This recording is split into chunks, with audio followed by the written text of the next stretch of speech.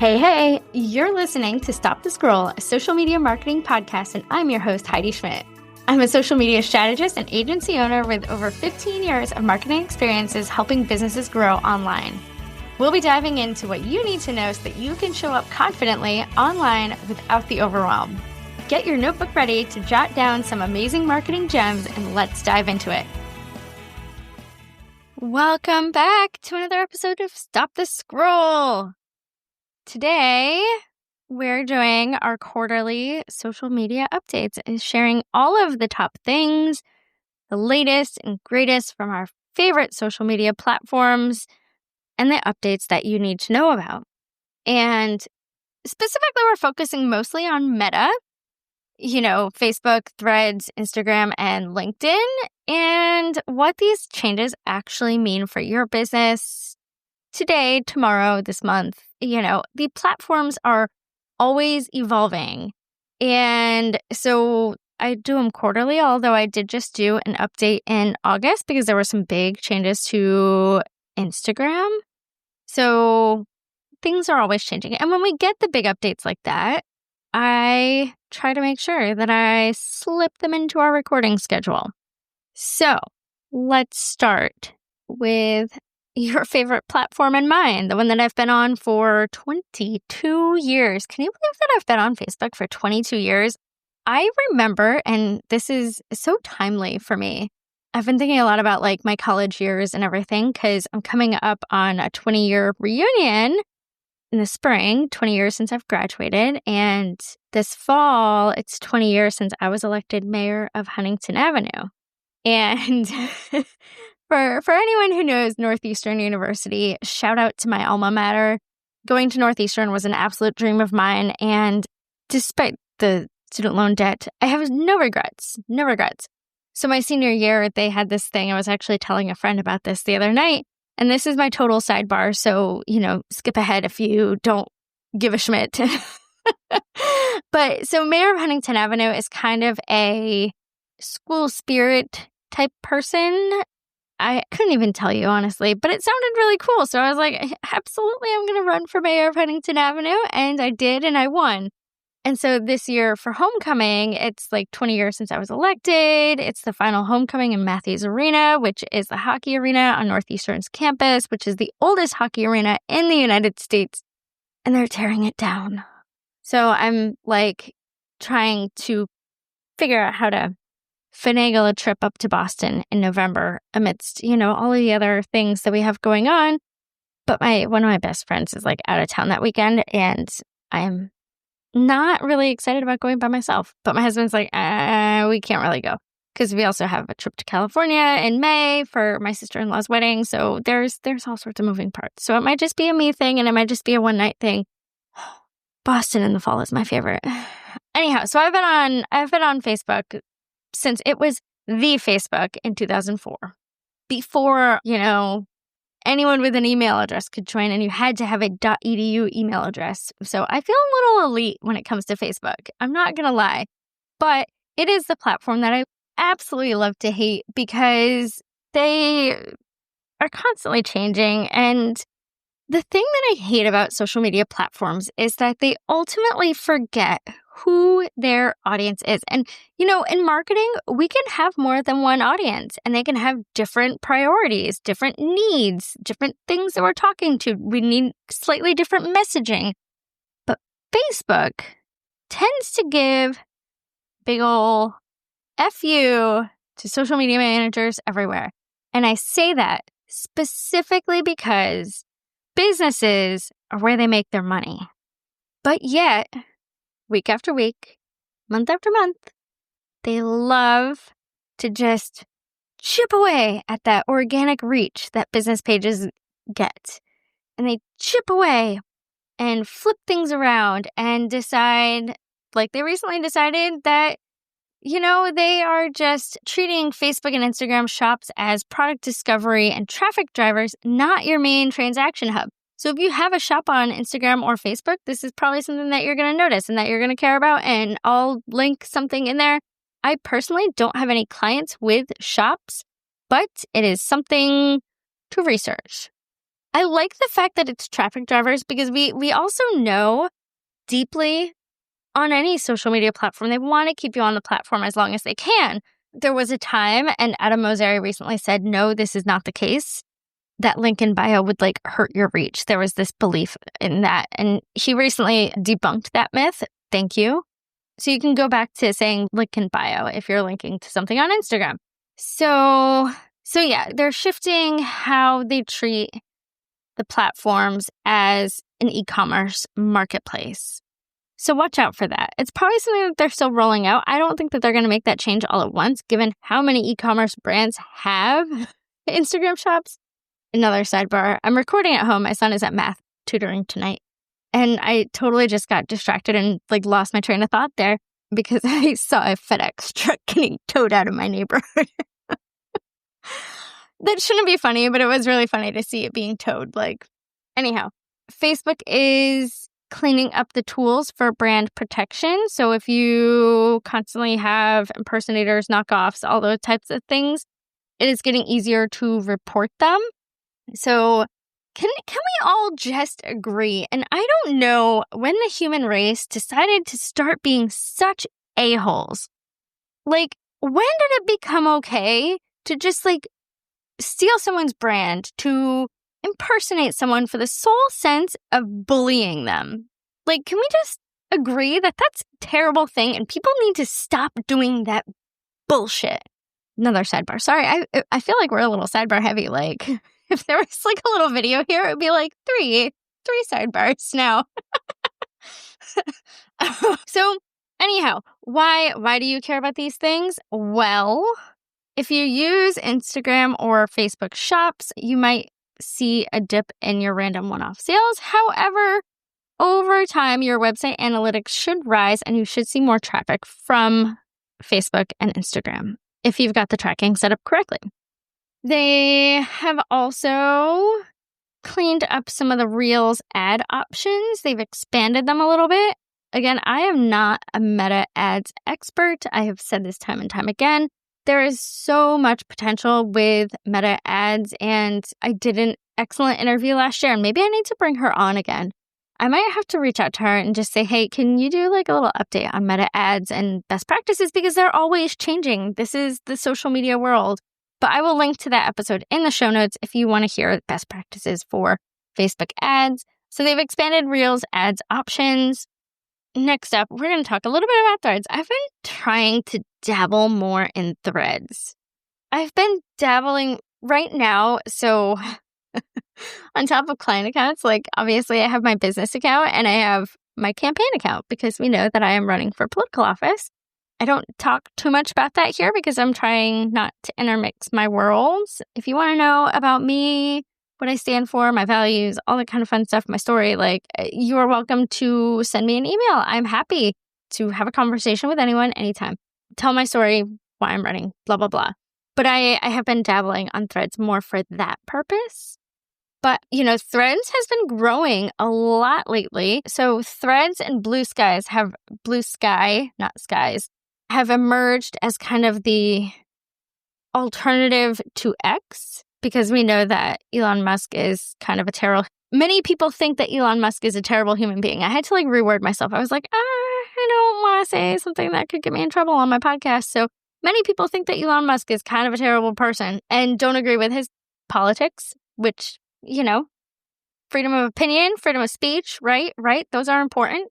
So Threads and Blue Sky have really, really been blowing up. And so my husband loves Blue Sky, and he loves it because it is kind of like a little community. And I've seen this on Threads also. Any of my social media early adopters remember how fun Twitter was way back in 2007, 2008, 2009, and how it was the place to build community. And Threads and Blue Sky have kind of popped off as that alternative to X because X has kind of become a cesspool of right-winged politics. And not everyone likes that. I think that's the PC way to say all that, right? If you agree with me, you can send me a DM on Instagram and we can pop off about how terrible X has become in the past few years. So Threads now has DMs. They have expanded ads and formats. Ads are going to be a thing on every social media platform. That's how these platforms make money. Like, they're just the necessary evil. So now you can kind of mirror your Instagram creative over to Threads for ads, which, I'm curious if anyone's actually run ads on Threads. I'm curious. I have not had a client want to run ads over there. So there's that.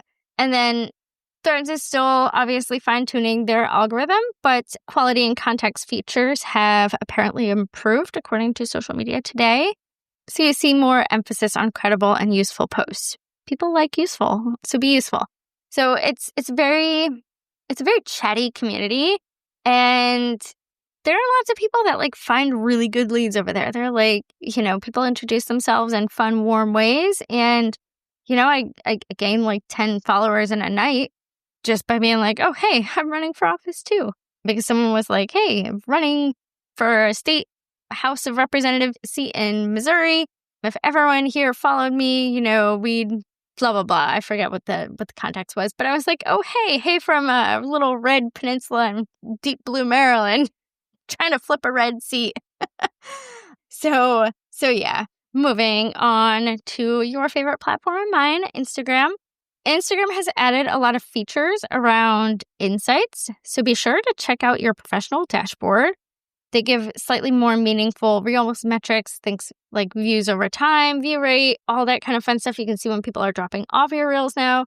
There have been some inbox improvements, so if you do a lot of customer service on Instagram, you can have folders and response tracking, which is really useful, especially if you have multiple people in your DMs. So yeah. And why this matters, and I'm going to link to some of the other things. There is also anecdotal evidence over the past quarter or so that Reels that are created on Edits, their free Reels editing app, perform slightly better. So be sure to play around with Edits because they are constantly updating that app as well. And if it gives you a little bit of extra reach, it's not a bad thing. It's not quite as robust as CapCut, but if you're kind of leaning away from CapCut and TikTok, and we can talk a little bit about why here in a second, then Edits is probably where you want to be kind of playing around with. And I talked about this last week, but like the fun thing about social media, and I really emphasize that it's fun, is when we get to dabble and we get to play and we get to just say like, hey, and try things out and see what our audience responds to. And Edits has kind of made that a little bit fun on Instagram. You kind of get to like, it's a great place to, rather than taking a gazillion screenshots of every reel, like, oh, this is a really good idea. This is a good trend. Like, you can save them and then they show up in Edits and oh my God, this is now a template. Like, it's really fun to do that. I would recommend, based on these kind of new dashboards and insights, look at your last few reels and see where retention is dropping. And this is where I say, like, you don't have to reinvent your reel, but you can rewrite. Why is that such a tongue twister tonight? Rewrite the hooks to be more specific. Listen to my episode from last week or two weeks ago. 2 weeks ago. Whoops. And see how you can level up your hook to make your, maybe make it so that people watch instead of for 2 seconds, maybe they watch for all 10 seconds, so when you're shooting, like, even if it's B-roll, like, how are you creating that content with that first 3 seconds in mind? And whether it's, whether you're speaking, like, and I've been coaching a client on this and she's doing better. I commend her. She's doing better because she was always like, hey there. And I kind of told her, like, I love you and your hey there's, but we need to hook people in a little bit better. And she's been working on it. So progress, my friends. So next up, we're going to talk a little bit about LinkedIn. So LinkedIn is quietly getting a little bit more creator friendly. And this is such an interesting move on LinkedIn. And I'm not going to lie, I spend time on LinkedIn because I have clients over there, but I don't spend as much time on LinkedIn as a creator myself. But they are leaning into analytics. They are adding video covers to your videos. You can add covers to your articles and newsletters. There's a lot more short form video over there, especially like talking heads. And now like people are starting to do brand partnerships over there. So do not underestimate the power of LinkedIn. And I am so excited, I can actually mention it on here. So if you are a part of the Leading Lady Hub, I will be doing with a couple of my fellow leading lady folks a 2-part LinkedIn workshop series later in October. I may or may not have a special code for 1 month free of the Leading Lady Hub, which is like $40 a month, but it has weekly coaching. There are all sorts of business resources over there. I absolutely flippin' love that community. So if you want the code, you can email me, hello@HeidiJSchmidt.com. But I have the link to join the Leading Lady Hub in the show notes. Don't miss out. So as I mentioned, LinkedIn has also added some additional insights that are creator friendly. So you can now kind of see who's sending and saving your posts. They're also doing more with AI and more for company verification, like page verifications, which, those are always valuable if you want to invest in those, especially if you use LinkedIn a lot for your business. The biggest thing that I've seen this year over LinkedIn is that it has leaned more and more into video. So do not underestimate the power of video over on LinkedIn. Finally, and I don't know the exact details of the TikTok deal, but rumor has it there is a TikTok deal coming out. So TikTok will not be banned. So China is apparently still weighing this deal. It's not 100% in the bag. The deal that they're talking about is I would stop using TikTok if this deal goes through. And now, everyone can have their opinion on it. But in a September 30th article on Social Media Today, which is where I get a lot of my social media news, I will link to this in the show notes. Basically, allegedly, I'm going to say allegedly because who knows what's true and what's not, especially coming out of this White House. So the U.S. government is kind of trying to take over TikTok. They don't want the Chinese to run it. They want it to be a U.S.-based entity. And part of the thing is that they want the new ownership group of TikTok would be 100% handpicked by the government, and they would have algorithmic oversight among other controls. And President recently remarked that he would make TikTok 100% MAGA if he could. If you want to talk about having your free speech throttled, I don't know that I like the idea of the government having a hand in the algorithm, what I see, what I don't see. Listen, social media is an echo chamber for both sides. Whether you lean left or whether you lean right, you're going to see the content that most resonates with you. As a former political science nerd, it is of my opinion, and this is, if I could go back and get a master's degree in political science and talk about the impact of social media on political campaigns, similar to my college thesis, which was the impact of television and horse race reporting on presidential campaigns, it has 100% driven, I believe, the uptick in the massive amount of divisiveness that we have in our nation, the increase in political violence that we're seeing in our nation. And I know that you all don't listen to me to be political, and I'm trying to be very bipartisan here. I want you to know that. I'm not saying that either side is right or wrong, but I am saying that I don't want a government-run social media platform. It just feels icky to me. So on that note, and I'll link to this article about the, whether or not the U.S. government would actually manipulate TikTok's algorithms.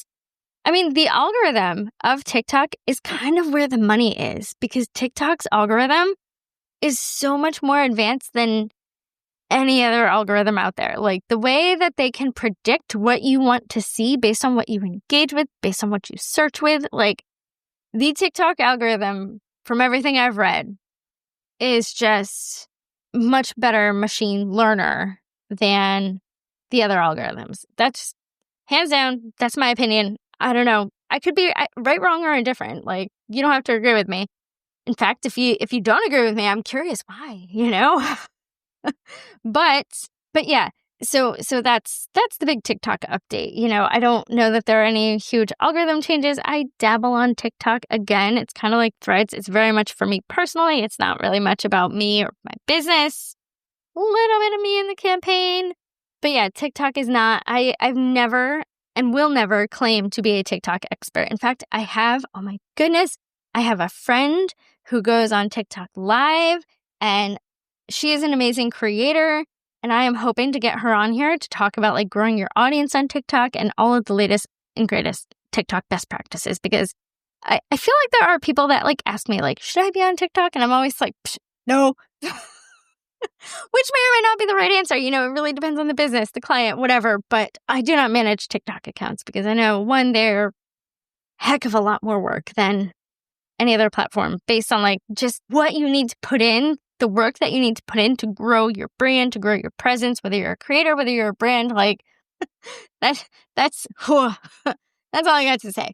Anyhow, so those are kind of the big social media updates. Again, treat social media a little bit as your playground, see what works, see what doesn't work. I'll link to some of these resources that I mentioned in the show notes. And as always, I have limited strategy sessions open for the rest of October because I'll be out for like 2 days at a big training thing later this month, and I'm finally onboarding a new team member. We have lots of good things happening, but I'm also kind of being mindful about our bandwidth, So yeah.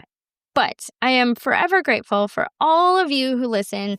Be sure to follow me at Heidi Schmidt Creative on Instagram, all the places. I don't even know. Fun fact, I don't even know what my TikTok handle is, so don't follow me there. And until next time, go forth, leave a review, follow the podcast if you love it, share it with a friend who needs to hear all the latest and greatest and everything social media for entrepreneurs. And until next time, go forth, create amazing content that stops the scroll.